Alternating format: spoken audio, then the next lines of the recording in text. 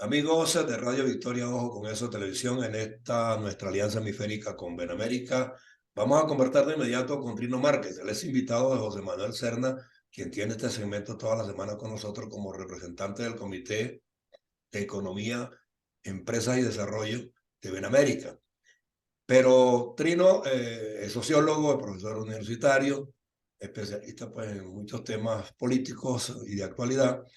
Y lo tenemos porque semana a semana pues hemos ido auscultando un poco las circunstancias de las elecciones primarias, por ejemplo, y es un tema que no termina de decantarse.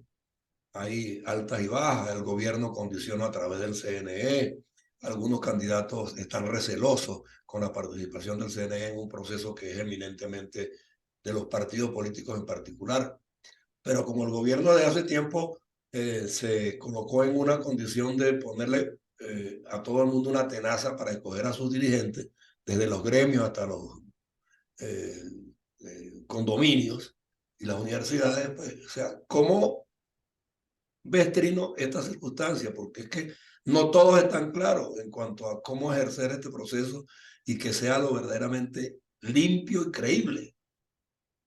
Bueno, es complicado porque estamos frente a un régimen que no cree en la democracia.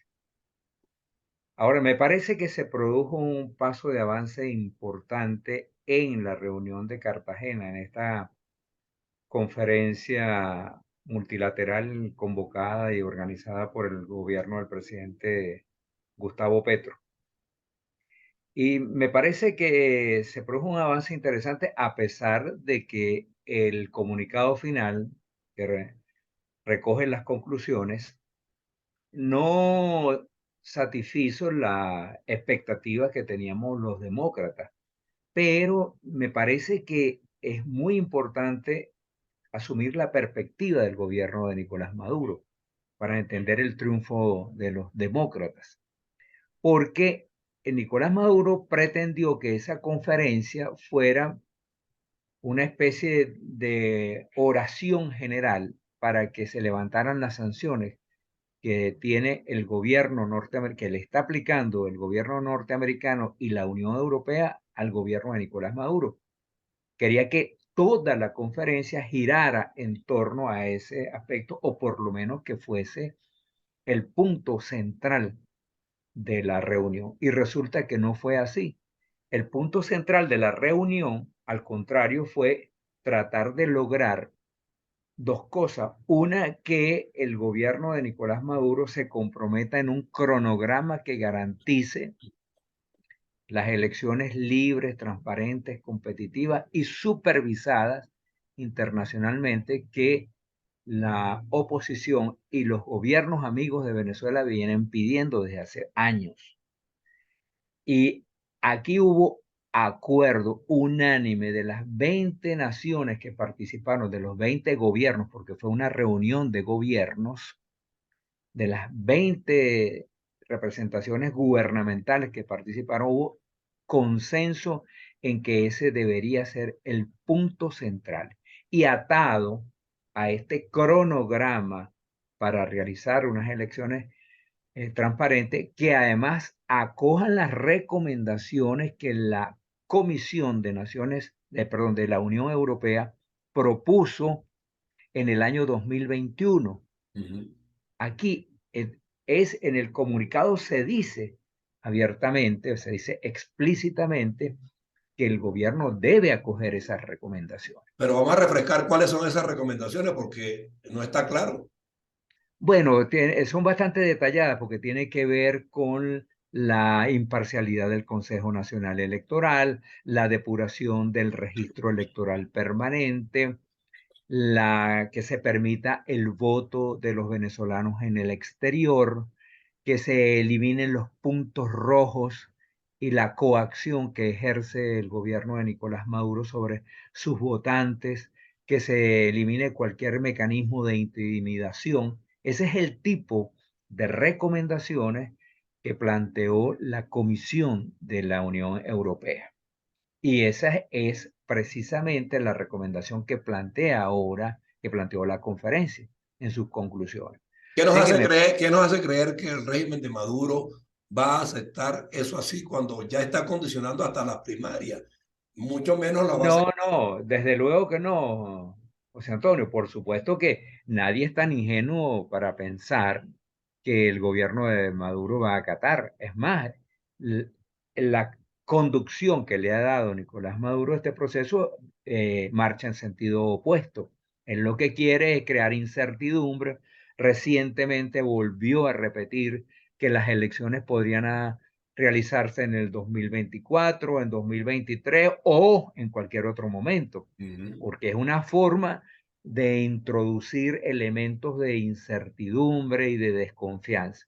Esa va a ser la política, porque Inspector creo que lo que tiene Nicolás Maduro es seguir la ruta de Daniel Ortega en Nicaragua. Ujú. Ahora, el reto de los demócratas, tanto los que vivimos aquí en Venezuela como los que viven en el exterior, como los gobiernos amigos de la democracia venezolana o de la recuperación de la democracia venezolana, el gran reto es impedir que Nicolás Maduro le haga una trastada a los demócratas y luego y nuevamente imponga un proceso amañado como el que fue el del año 2018.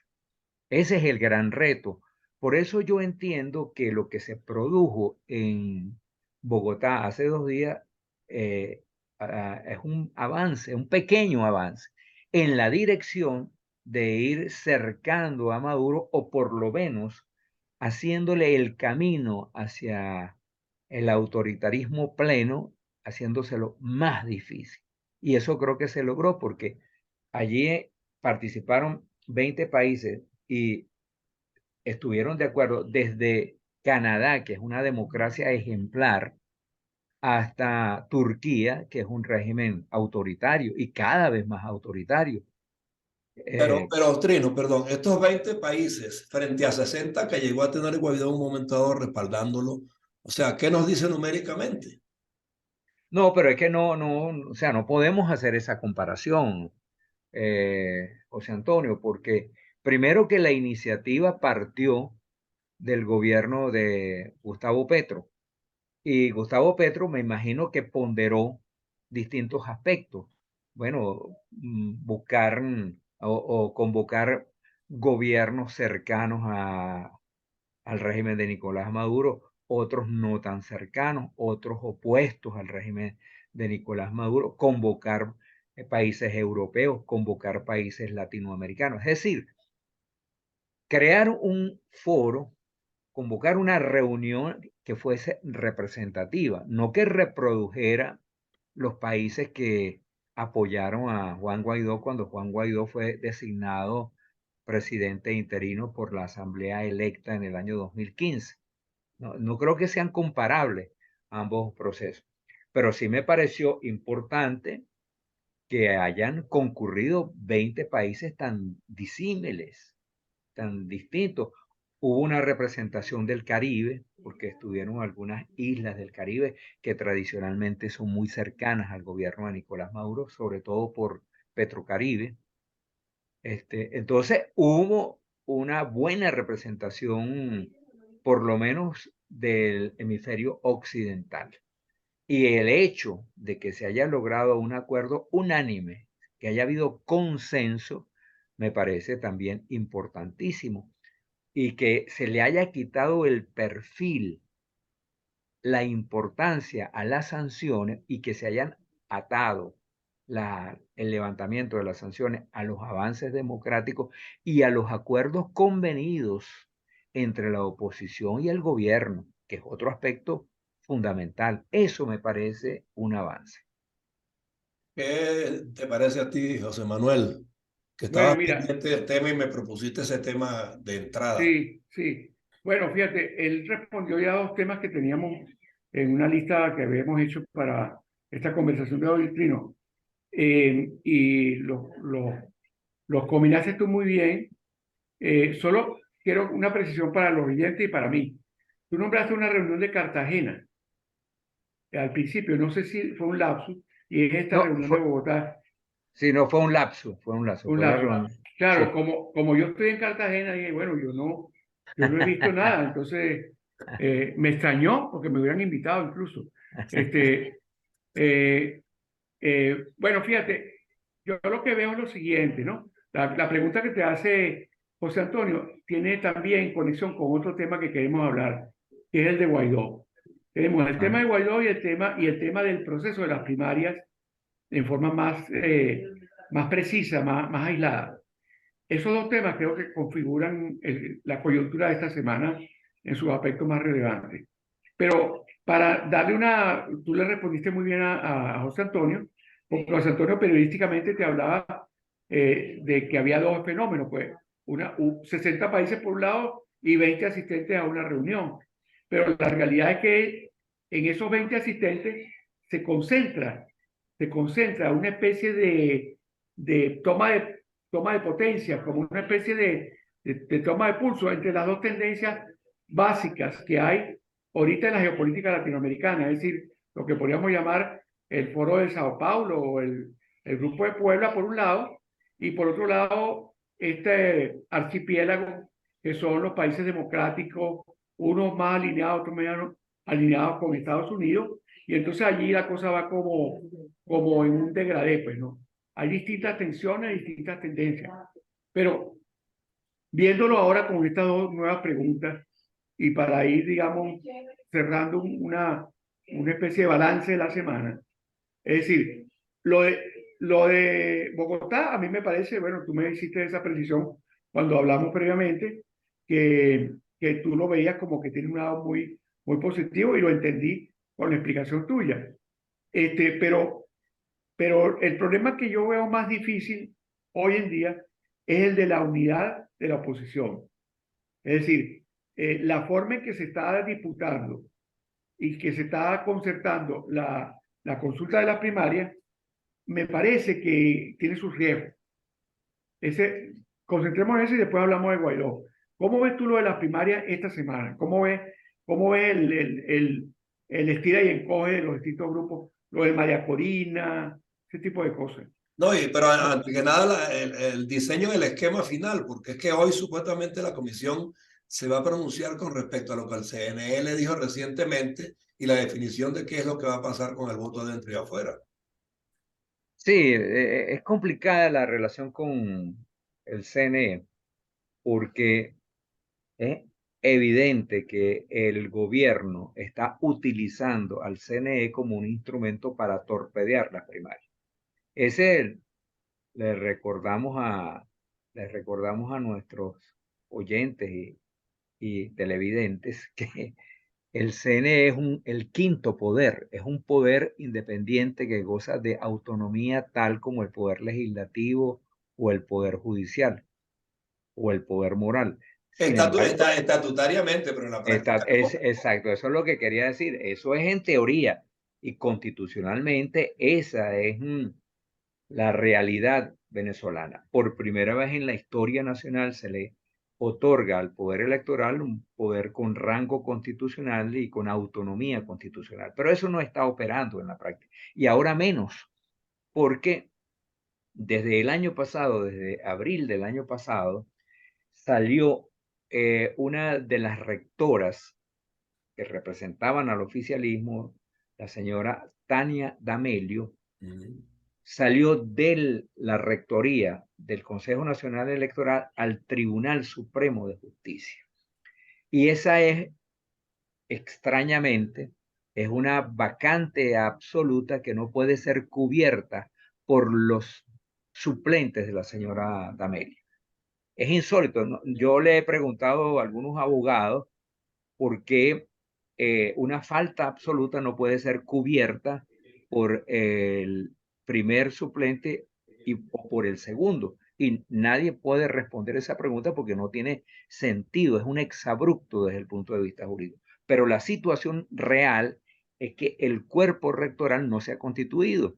Y entonces las decisiones las están tomando los órganos técnicos. Técnicos, sí. Exactamente, del Consejo Nacional Electoral, donde el oficialismo tiene mayoría porque ellos colonizaron el poder electoral. No solo eso, Trino, se dice que lo ha dirigido desde un comienzo un coronel. Sí, puede ser. Aquí circulan muchísimas especies que lo dirige Jorge Rodríguez directamente. Esa es otra de las versiones porque como él estuvo en el Consejo Nacional Electoral cuando Francisco Carraqueros era el presidente, bueno, el control que supuestamente tiene el señor Rodríguez es muy grande sobre la estructura administrativa y técnica del Consejo Nacional Electoral.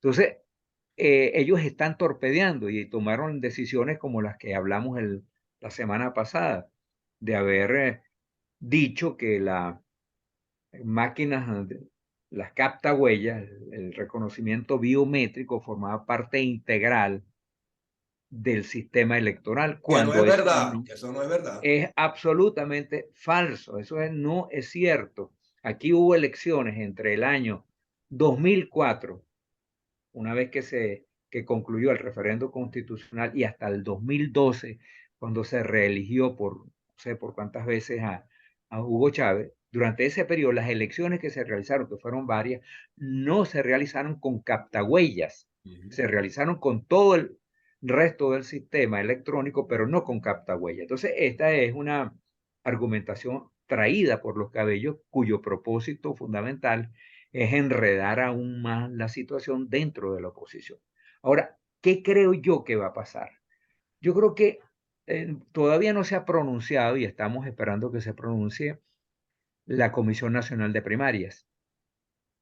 Pero a mí me parece que la Nacional de Primarias va a optar por no utilizar la capta huella, con lo cual entramos al otro problema. ¿Irá a aceptar por el gobierno o el Consejo Nacional Electoral que se utilicen los centros de votación?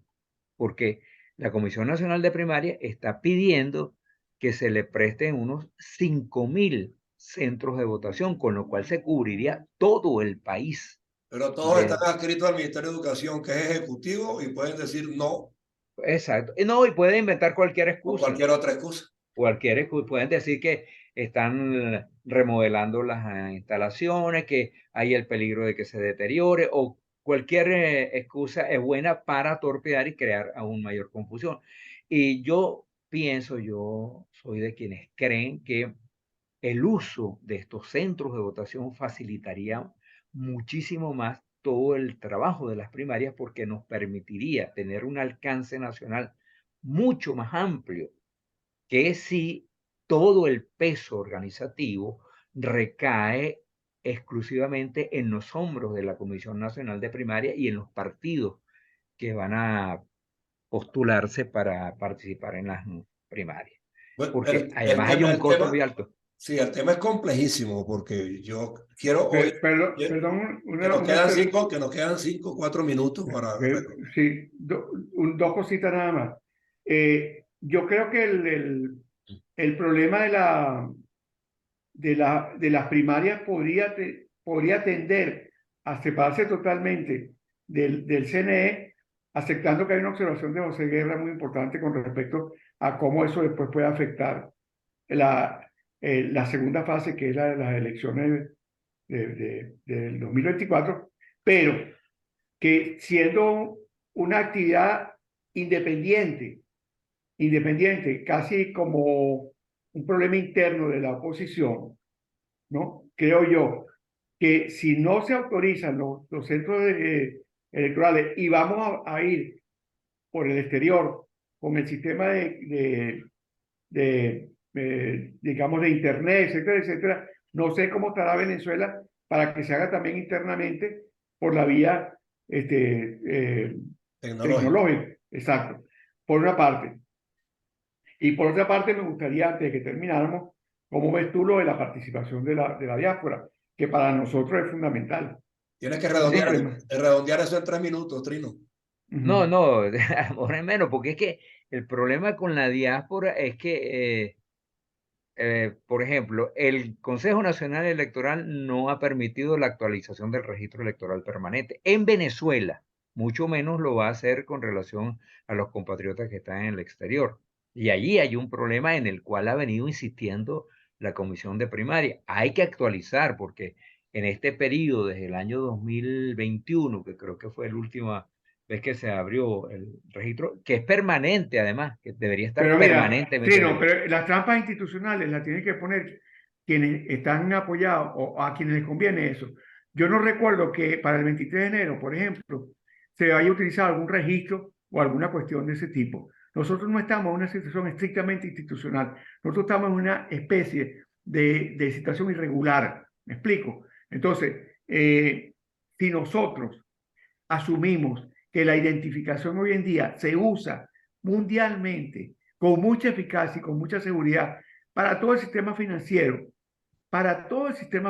con la blockchain, y ya hay varias empresas, varias organizaciones que han ofrecido ese apoyo para la diáspora, que tiene un costo y que creo que se puede cubrir. Entonces, el punto es, ahorita lo que nos interesa más es, y aquí termina mi inquietud mayor, ¿cómo se está, cómo estamos caminando hacia una unidad de la posición?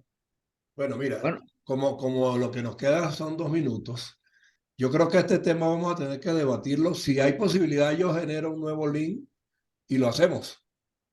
O Genera un link. pero no ahorita, No puede, ok, no, sí, bueno, porque tengo ok, que, ok, pero en hablamos otro momento, porque además antes nos del falta jueves, información. antes del es jueves, que este tema no se agota aquí. ok, Claro, hablamos antes del jueves, José Antonio, Sí, ponemos un programa especial antes del jueves, sí, porque es que yo el jueves yo tengo también otro invitado, entonces hablamos antes del jueves de este tema, en un horario especial, el mismo martes, lunes, si puede ok, ser. vamos a buscarlo el lunes, pues, ¿tú cómo estás el lunes? bueno, el lunes Bueno, podría, porque es 1 de mayo y aquí se bueno, hace el horario y entonces, yo claro. podría El abrir el lunes a espacio esta misma hora. El lunes a el esta lunes misma hora. A la Sí, 1. ¿Está bien? ok, Y así los oyentes o los que vean esto por YouTube, pues saben que hay una continuación. Nos cuadramos más tarde nosotros entonces, ¿ok? Ok. Bueno, bueno, está muy bien. bien. Pero Muchísimas, esto lo vamos a superar porque hay programas que van a ser mucho más extendidos muchísimas de lo que gracias, Trino. imaginamos y Y vamos a rediseñar la forma de producirlos, ¿ok? muy ¿Cómo no? bien, Trino. Veo que estás bien afilado. Bueno, Bueno, gracias. Gracias a los dos. te agradezco mucho todo lo que nos está diciendo y también este periodista que nos pone a A bailar en un pensar. tercero, sí. Bueno, muchas gracias a los dos. Buen provecho y buenas tardes. Buenas tardes. La idea es ponerlos a valer y reflotarlos en la farándula. Así es. Así es. Pero ya esa parte es para Trino. Gracias. Ok.